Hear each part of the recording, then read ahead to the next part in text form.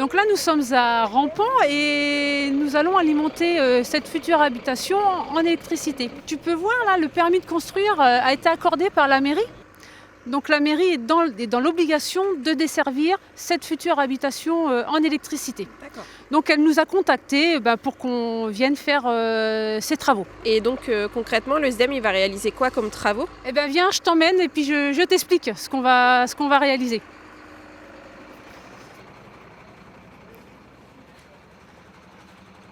Donc tu vois Lise, là le poteau il est trop loin pour que ça soit un simple branchement. Donc c'est pour ça qu'on est dans l'obligation de réaliser une extension de réseau.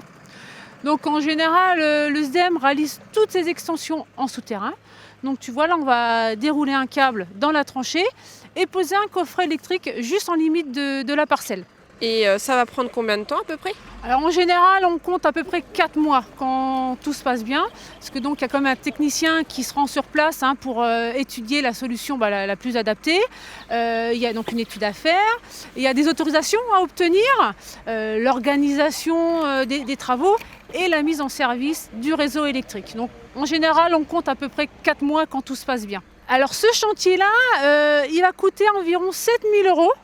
Par contre, la participation de la mairie est de 955 €. Donc c'est un barème de 360 € plus 8,50 € du mètre. Petite précision, donc le compteur électrique, il sera posé par Enedis et c'est à charge du propriétaire.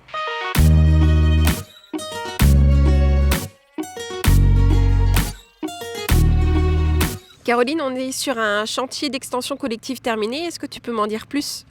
Oui, donc là nous sommes à Canizy où il y a 5 logements sociaux et 11 parcelles acquisition à la propriété. Et que fait le SDEM dans le cadre des extensions collectives?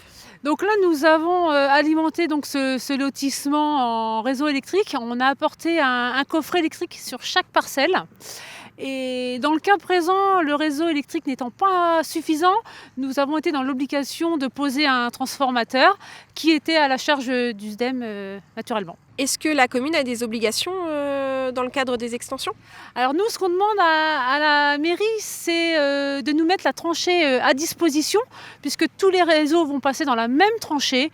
Donc pour éviter un surcoût à la commune, nous demandons donc juste une tranchée mise à disposition. D'accord. Et quel a été le coût de ce chantier? Alors ce chantier a coûté environ 78 000 € et la mairie a participé à hauteur de 8 800 €, ce qui équivaut à 800 € par lot privatif. Et tout ce qui est logements sociaux, on ne demande aucune participation. Globalement, en fait, le SDEM il consacre combien de budget annuellement aux extensions collectives et individuelles? Alors là, on est à peu près sur 200 opérations par an pour un coût d'environ 2 millions.